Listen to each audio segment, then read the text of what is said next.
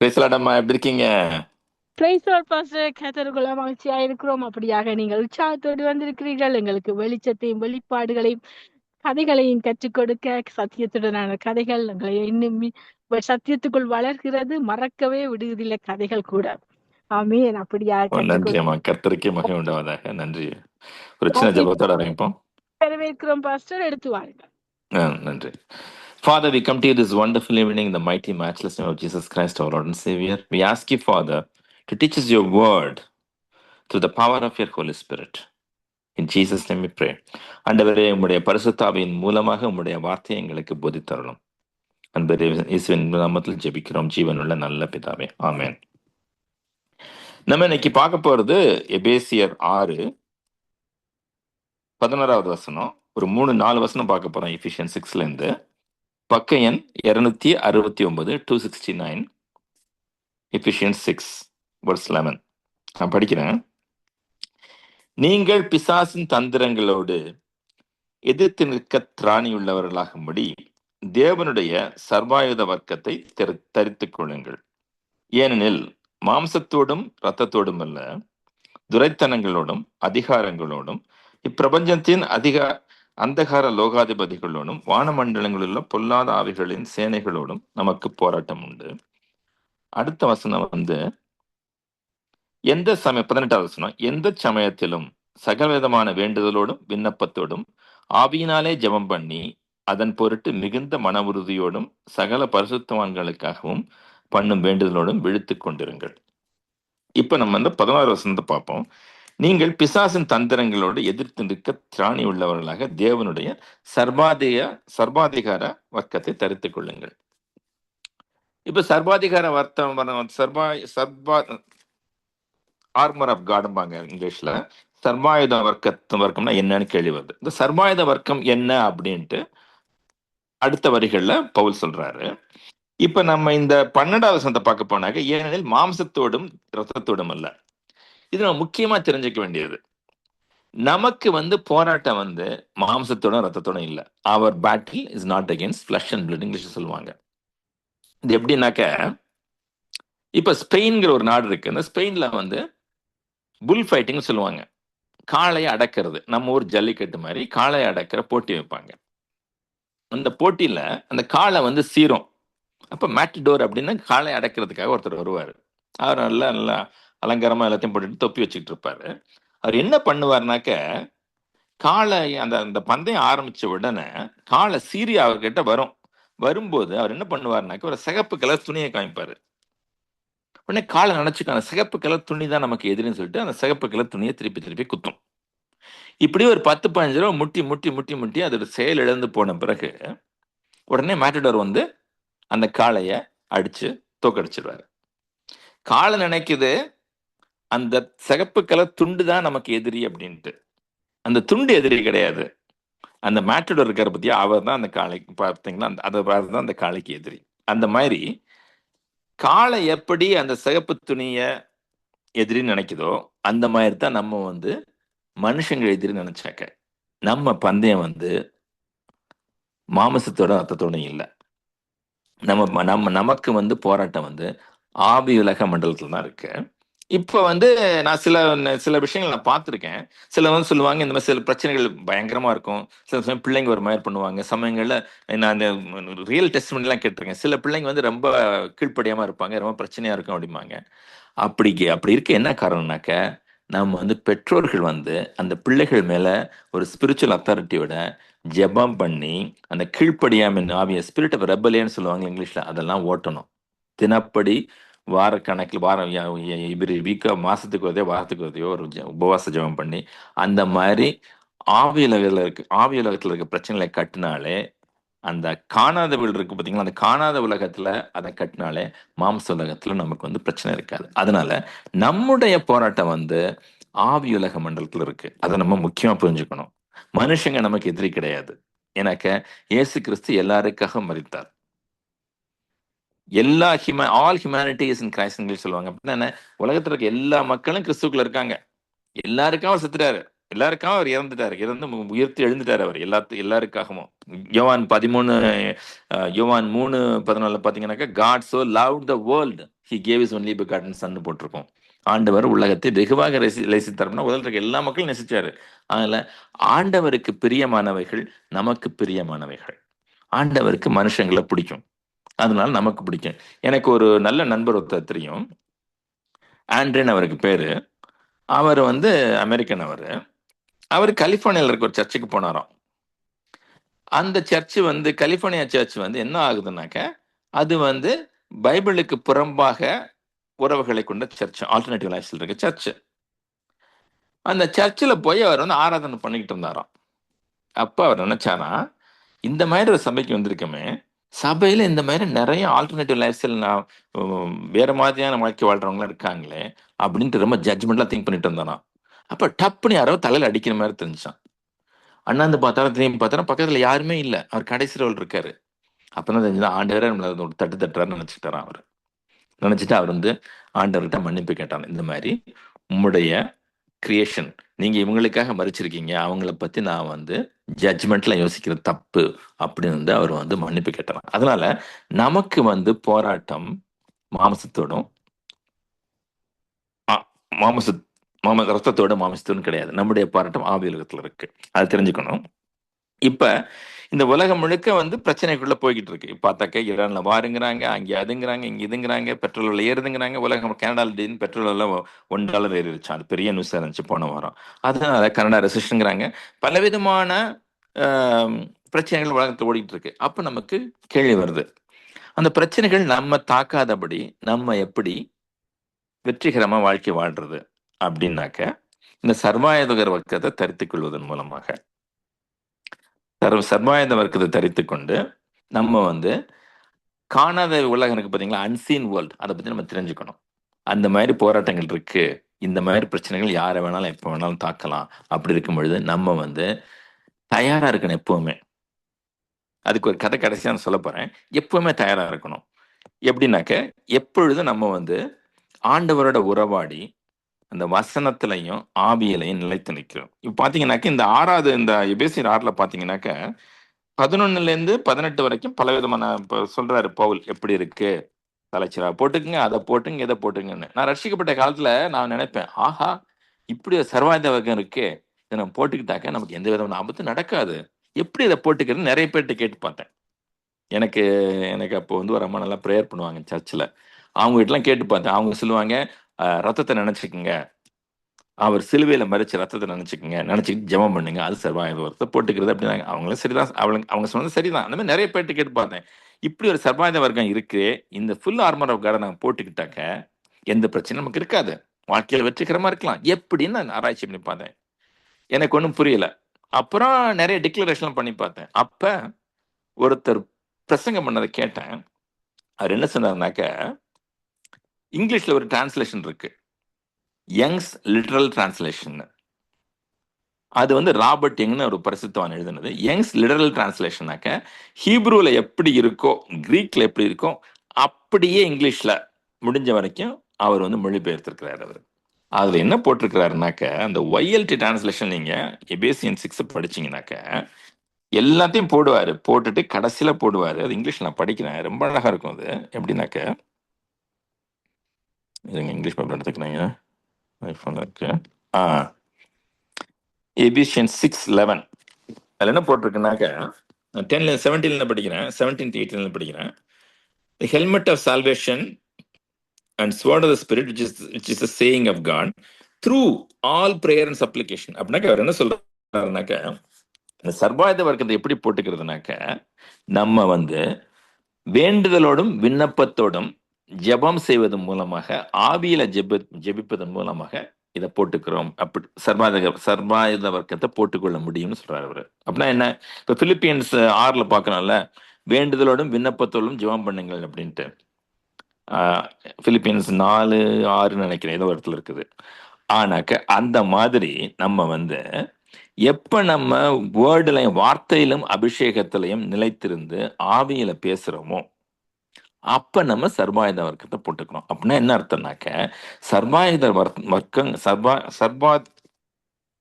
ஒரு நிமிஷங்க, அதுக்கு கரெக்டாக ப்ரொனன்சியேஷன் கற்றுக்கிறேன் நான். சர்வாயுத வர்க்கம்னாக்க ஃபுல் ஆர்மர் ஆஃப் காட் எப்படி போட்டுக்கிறதுனாக்க வார்த்தை, அபிஷேகம், அந்நிய பாஷையில ஜெபிக்கிறது, அதன் மூலமாக நம்ம வந்து சர்வாயுத வர்க்கத்தை போட்டுக்கிறோமா. அதுதான் யங்ஸ் லிட்டரல் டிரான்ஸ்லேஷன்ல ராபர்ட் யங் சொல்லியிருக்காரு. அப்படின்னா என்ன அர்த்தம்? நம்ம வந்து ஆண்டவருடன் உறவாடி ஆண்டவர் நமக்குள்ள இருக்கிறாரு அப்படிங்கிற அந்த அந்த அந்த நம்பிக்கையோட, அந்த விசுவாசத்தோட, அந்த எண்ணத்தோட நம்ம வந்து எப்ப ஆண்டவரை ஒட்டுறவாடி வார்த்தையிலும் ஆவியிலும் நிலைத்திருந்து நம்ம வந்து ஆராதனை செஞ்சு பரிசுத்த ஆவியால நம்ம ஜெபிக்கிறோமோ, டங்ஸ்ல பேசி ஜெபிக்கிறோமோ, அப்ப வந்து நம்ம சர்வாயுத வர்க்கத்தை போட்டுக்கிறோமா. இப்ப நமக்குள்ள வந்து அந்த காட் கான்சியஸ் ஆவி, அந்த ஆண்டவராக இயேசு கிறிஸ்து நமக்குள்ள இருக்கிறாரு. இயேசு கிறிஸ்து இருந்தாக்க பிதா, குமாரன், பரிசுத்த ஆவி 3 பேர் இருக்காங்க. எனக்கு தியாலஜி 101 வந்து ட்ரினிட்டி கேனாட் பி செப்பரேட்டட். திருத்துவத்தை பிரிக்க முடியாது.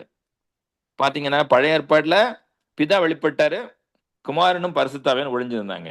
புதிய ஏற்பாட்டுல குமாரன் வெளிப்பட்டாரு, பிதாவும் பரிசுத்தாவியும் ஒழிஞ்சிருந்தாங்க. ரெவலேஷன்ஸ்ல சூன் கமிங் கிங் வராரு, அங்கேயும் பிதாவும் பரிசுத்தாவியும் இருப்பாங்க. பைபிள் முழுக்க எங்க பார்த்தாலும் நீங்க வந்து அந்த பிதா, குமாரன், பரிசுத்தாவிய பிரிக்க முடியாது. அப்படி இருக்கும் பொழுது இயேசு கிறிஸ்து நமக்குள்ள இருக்காரு அப்படிங்கிற அந்த ஐடியா, அந்த நினைப்போட நம்ம வாழ்க்கையை வாழும் பொழுது நமக்கு தெரியும், நம் கண்கள் பார்ப்பதை இயேசு கிறிஸ்து பார்க்கிறாரு, கைகள் செய்வதை இயேசு கிறிஸ்து செய்கிறாரு அப்படின்னு நினைக்கும் போது நமக்கு வந்து அந்த அவரோட ஒன்றா இருப்பதை உணர்வோம்.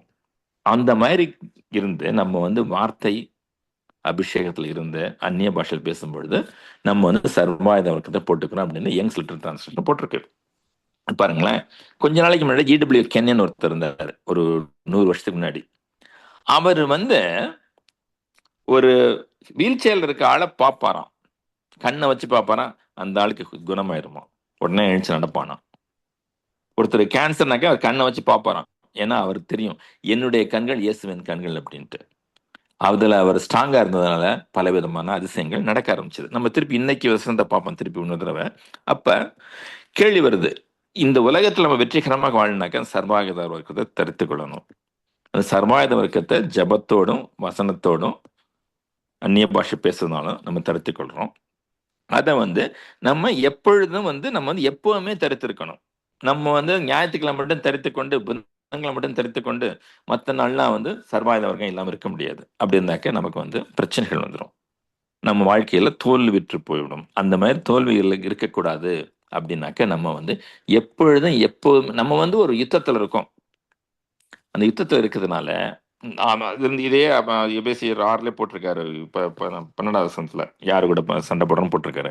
அந்த யுத்தத்துல இருக்கிறதுனால நம்ம வந்து எப்பொழுதுமே வந்து நம்ம வந்து யுத்தத்துக்கு ரெடியா இருக்கணும். நம்ம வந்து யுத்தத்துல இருக்கோம். இப்ப இந்த ரெவலேஷன்ஸ் 20:10 நடக்கிற வரைக்கும், அந்த 1000 வருஷம் இதுல சாத்தானை போடுற வரைக்கும், நம்ம வந்து ஆண்டவர் திருப்பி வர வரைக்கும் நம்ம யுத்தத்துல இருக்கோம். அந்த யுத்தத்துல இருக்கும்போது நம்ம வந்து தூங்கக்கூடாது.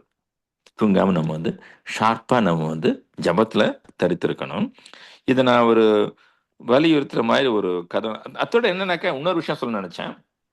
ஜபத்தில் தரித்திருக்கணும், வசனத்தில் நிலைத்திருக்கணும். ரோமன்ஸ் 12:2 அதுல போட்டிருக்கு பாத்தீங்களா, be not conformed to the world but be transformed by the renewing of your mind. நம்ம வந்து ரோமர் 12:2 படி வசனத்தை படிச்சு நம்முடைய சிந்தனையை வந்து வார்த்தையின் மூலமாக மாற்றிக்கொள்ள வேண்டும். நம்ம உலகத்தை பார்த்து உலகத்தின் மூலமாக இருந்தா, உலகத்தில் டிவியில பார்த்துட்டு உலகத்தையே நினைச்சுக்கிட்டு உலகத்துல இருக்க நியூஸ் பேப்பரை படிச்சு இசை கேட்டுட்டு இருந்தாக்க நம்முடைய சிந்தனைகள் உலகத்து சிந்தனையா இருக்கும். இப்படி உலகத்து சிந்தனையா இருக்கும் பொழுது உங்களுக்கு உலகத்துக்கு நடக்கிறதெல்லாம் நமக்கு நடக்க ஆரம்பிக்கும். ஆனா நம்ம வசனத்தை படிச்சு வசனத்தை சிந்திச்சு கொண்டிருக்கும் பொழுது நமக்கு வந்து வசனத்துல என்ன சொல்லியிருக்கோ அதான் நமக்கு நடக்கும். வசனத்துல என்ன சொல்லியிருக்கு பாருங்க, நிறைய ப்ராமிசஸ் இருக்கு, நிறைய சத்தியம், நிறைய வாக்குத்தத்தை கொடுத்துருக்காரு. ஒரு வாக்குத்தத்தை எனக்கு ஞாபகம் வருது, என்னன்னாக்க உபகம் 5:29 போட்டிருக்கோம், நீங்களும் உங்கள் பிள்ளைகளும் நன்றாயிருப்பதே எனக்கு ஆசைன்னு போட்டிருக்கோம். ஒரு இடத்துல ஆண்டவர் சொல்லியிருப்பாரு, Deuteronomy 5:29, I want you and your children to do well.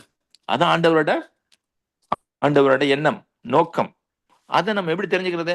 வசனத்துல இருந்து வசனத்தை தியானிக்கும் பொழுது. இது ஒரு வலியுறுத்துற மாதிரி ஒரு கதை ஒன்று சொல்றேன். அது எப்ப நடந்துச்சுனாக்க, கெட்டிஸ்பர்க்னு ஒரு இடம் இங்க அமெரிக்கால, அதுல ஒரு பயங்கரமான யுத்தம் ஒன்று நடந்துச்சு. அப்போ வந்து இங்கிலாந்து படைக்கும் அமெரிக்க படைக்கும் பயங்கரமான யுத்தம். அது கிட்டத்தட்ட இந்த பேட்டில் ஆஃப் கெட்டிஸ்பர்க்னாக்கா அது எல்லாருக்குமே தெரியும் அமெரிக்கால. அமெரிக்க ஹிஸ்டரி படிச்ச எல்லாருக்குமே தெரியும், பிள்ளைங்களுக்கு தான் தெரியும். கிட்டத்தட்ட பல பேர் செத்து போயிட்டாங்க. 70,000 பேர் அந்த அந்த படையில. பயங்கர சண்டை. 1863 நடந்துச்சு. அந்த சண்டையில வந்து மேஜர் மீடுக்கும் மேஜர் லீக்கும் பயங்கரமான சண்டை பல நாள் நடந்துச்சு. அதுல கிட்டத்தட்ட 23,000 பேர் செத்து போயிட்டாங்களாம். அது என்ன ஒரு முக்கியமான விஷயம்னாக்க, அந்த பேட்டில் போது அந்த யுத்த வீரர்கள் கத்துக்கிட்டாங்களாம். ஒரு சின்ன கேப் இருந்தா கூட அவங்க யுத்தத்துல செத்து போயிடுவாங்க அப்படின்னு தெரிஞ்சு போச்சான். அதனால என்ன பண்ணுவாங்கன்னா, கேர்ஃபுல்லா அந்த சர்வாயுத வர்க்கத்தை தரிச்சுக்குவாங்க. தலைக்கு ஹெல்மெட், காலுக்கு இது எல்லாத்தையும் போட்டு ஆர்மர் போட்டு ஒரு சின்ன கேப் கூட இல்லாம போட்டுக்குவாங்க. அப்பதான் யுத்தத்துக்குள்ள போக முடியும். அப்பதான் அவங்க வந்து உயிரோடு திரும்ப முடியும். அப்படி இல்லை அப்படின்னாக்க அவங்க காலி. ஏன்னா எந்த ஒரு வீக்னஸ், எந்த ஒரு சந்தர்ப்பம் இருந்தாலும் அந்த எனிமியோட படம் வந்து அடிச்சிரும் அப்படிங்கிற பயத்துல அவங்க வந்து ரொம்ப கேர்ஃபுல்லா அந்த சர்வாயுத வர்க்கத்தை தரிச்சுக்கிட்டாங்களாம். இதை பேஸ் பண்ணி இங்க வந்து ஒரு நான் கதை ஒன்று படித்தேன். கோரி டென் பூம் சொல்லிட்டு ஹாங்காங்ல பெருசா ஊழியம் பண்ணவங்க. அவங்க அந்த புக் எழுதியிருக்காங்க. அந்த புக்ல அவங்க என்ன போட்டிருக்காங்கன்னாக்க, எல்லா கிறிஸ்தவர்களும் யுத்தத்துக்கு ரெடியா இருக்கணும். நிறைய பேர் யுத்தத்துக்கு ரெடியா இல்லை. அதனாலதான் சாத்தான் வந்து தொந்தரவு பண்ணிக்கிட்டு இருக்கான். ஏன்னா சாத்தான் வந்து டிஃபீட்டட் ஃபோர், சாத்தான் வந்து முறியடிக்கப்பட்ட எதிரி. ஆனாக்க நம்ம வந்து அதிகாரத்தை காமிச்சுட்டே இருக்கணும். எப்படி அதிகாரத்தை காமிக்கிறது? அபிஷேகத்துல வளரணும். எப்படி வளர்றது? ஜபம், வேதம் வாசிக்கிறது, விசுவாசம், கீழ்ப்படிதல். அப்படி பண்ணும் பொழுது நம்ம வந்து வெற்றிகரமா இருப்போம் அப்படின்னு அவங்க புக்ல எழுதியிருக்காங்க. கோரிட்டன் பூம் பெரிய ஊழியக்காரங்க, அவங்க புக்ல எழுதியிருக்காங்க. அதனால நீங்க வந்து யுத்தத்துக்கு போகும்போது நம்ம யுத்தத்துக்கு போகும்போது முழு சர்வாயுத வர்க்கத்தோடு போகணும். பாருங்களேன், ஒரு தீயணைப்பு வீரர் போறாரு ஒரு தீக்குள்ள. அவர் வந்து ஹெல்மெட்டை போனா என்ன ஆகும்? அவர் தலை எரிஞ்சு போயிடும். ஆக்சிஜன் டேங்க் எடுக்க போனா சுவாசிக்க முடியாது. அதனால நம்ம வந்து எப்பொழுதுமே நம்ம வந்து முழு ஆயுதத்தை தரிச்சுக்கிட்டு இருக்கணும். எப்படி தரிச்சுட்டு இருக்கணும்? டெய்லி நம்ம வந்து காலை எழுந்ததும் முழங்கால் படியிட்டு ஜபத்தை ஆரம்பிக்கிறதுனால ஆண்டவரின் வல்லமையை பெற்றுக்கொள்ள வேண்டும், புது கிருபையை பெற்றுக்கொள்ள வேண்டும். ஒவ்வொரு நாளும் அவருடைய கிருபை புதியது. அந்த கிருபையை பெற்றுக்கொண்டு நம்ம வந்து வெளியில போனோம். அப்ப நம்ம கவனமாக இருக்க முடியும், நம்ம வெற்றிகரமாக வாழ முடியும். நம்ம வந்து வல்லமையில தினமும் வளர வேண்டும். அதான் நம்முடைய வாழ்க்கையின் வெற்றிக்கு ரகசியம் அப்படின்னு சொல்லிட்டு ஒரு ஜெபத்தோடு வைப்போம். Father, we thank you for your word. I ask you, Father, by the power of your Holy Spirit, to enable us to put on the armor of God. Help us to dwell in your presence. Help us to know that Christ is in us, the hope of glory. Help us to grow in the power of God, the word of God, and the anointing of God, O Lord. Make us a blessing to this world. ஆண்டவரே, உம்முடைய சர்வாயுத வர்க்கத்தை தரித்துக்கொள்ள எங்களுக்கு கிருபை செய்யும் ராஜா. அனுதினமும் ஜபத்திலும் வார்த்தையிலும் அபிஷேகத்திலும் நிலைத்திருக்க கிறிஸ்து எங்களுக்கு இருக்கிறார் என்ற உணர்வோடு நாங்கள் வாழ எங்களுக்கு கிருபை செய்யும். அன்பரேசுவின் இன்ப நாமத்தில் ஜெபிக்கிறோம் ஜீவனுள்ள நல்ல பிதாவே. ஆமென். ஆமென், ஆமென். நன்றி பாஸ்டர், நன்றி. அருமையான வார்த்தையின் வெளிச்சம். இந்த நாட்கள் யுத்த நாட்கள், மாம்சத்தோடும் ரத்தத்தோடும் அல்ல, உலகத்தின் லோகாதிபதிகளோடும் பிரபஞ்சத்தின் அதிபரோடும் எங்களோடு யுத்தம் உண்டு. அந்த ஆவியோடு, அசுத்தாவியல் பொல்லாத வானமண்டல சேனையின் ஆவியோடு சர்வாயுத வர்க்கத்தை தரித்து கொண்டுலாம் நாங்கள் யுத்தத்தை ஜெயிக்கணும் என்றார் கர்த்தர். ஏசப்பா யுத்தத்தை ஜெயித்தார், சாத்தான சிலுவையில மிதித்தார், பேச்சை தந்தார். இந்த சர்வாயுத வர்க்கத்தை என்ன என்றால் என்ன என்றது மிக அருமையான சத்தியத்தை நம்ம சொல்லி கற்றுக் கொடுத்தீர்கள். வார்த்தையை கீழ்ப்படியோடும், விசுவாசிக்கணும், ஜெபிக்க வேணும், அவையோடு வல்லமையோடு ஜெபிக்கணும். அப்போ சர்வாயுத வர்க்கம் கிடைக்கும். அருமையான வார்த்தையின் வெளிச்சம், அருமையான கதை எங்களுக்கு ஆழமான சத்தியத்தை வெளிப்படுத்துகிறது. கற்றுக் கொடுத்த உங்களையும் உங்கள் குடும்பத்தின் ஊழியங்களையும் கத்த சபை ஊழியங்களையும் கத்த நிறைவு ஆசீர்வதிப்பாராக. கத்தரை சித்தமானால் நாங்கள் இன்னொரு அழைப்பில் சந்திக்கும் இது சமாளித்துக் கொள்வோம். நன்றி பாஸ்டர். நன்றி அம்மா, உங்களையும் ஆசீர்வதிப்பாராக. ஆமென். ஆமென். அருமையான வார்த்தையின் வெளிச்சமை பேசிய 6ஆம் அதிகாரம் 16, 18 வசனங்களின் அடிப்படையில அப்படியாக நாங்கள் சர்வாயுத வர்க்கத்தை தரித்தவர்களாய் யுத்தத்துக்கு ஆயத்தமாக நிற்கும்போது நிச்சயமா சத்துருவான உட்புதலும் குடியடிப்போல் இல்லை. நாங்கள் சத்துருவை மிதிப்போம், ஜெயிப்போம். ஏண்டா சத்துருவுக்கு சவால் விடுகிற கூட்டம் நாங்க. அருமையான வார்த்தையின் வெளிச்சம் மற்றவர்களுக்கும் அறிமுகப்படுத்துங்கள். அவர்களும் வெளிச்சத்தை கற்றுக்கொள்ளட்டும், சத்தியத்தின் ஆழத்தை பெற்றுக்கொள்ளட்டும். அதுவே நமக்கு விழுந்த கடமையா இருக்கிறது. ஆமென். நாங்கள் ஒரு பாடலோடு கடந்து வார்த்தையின் வெளிச்சத்துக்குடாய் கடத்தல்வோம். சரியாற்ற நேரம் 8:55. ஆமென். கர்த்தர் நாமம் ஒன்றை மகிமைப்பட ஒரு பாடலை பாடுவோம். நம்புவேன், என் நம்பிக்கையே இயேசு நீங்கதான். யோபுவை போல நானும் நம்புவேன், யோசேப்பு போல நானும் நம்புவேன், யோபுவை போல நானும் நம்புவேன், யோசேப்பு போல நானும் நம்புவேன், பிறர் என்ன தொற்றினாலும் நம்புவேன், எல்லாமே இழந்தாலும் நம்புவேன், பிறர் என்ன தூற்றினாலும் நம்புவேன், எல்லாமே இழந்தாலும் நம்புவேன், நான் நம்புவேன், இன்னும் நம்புவேன், என் நம்பிக்கையே இயேசு நீங்கதான். உங்க அழகான முகம் உள்ளத்தை அசைக்குது, உங்க அழகான குரல் என்ன தூக்கி நடத்துது, அண்ணால போல நானும் நம்புவேன், ரூத்த போல நானும் நம்புவேன், அண்ணால போல நானும் நம்புவேன்,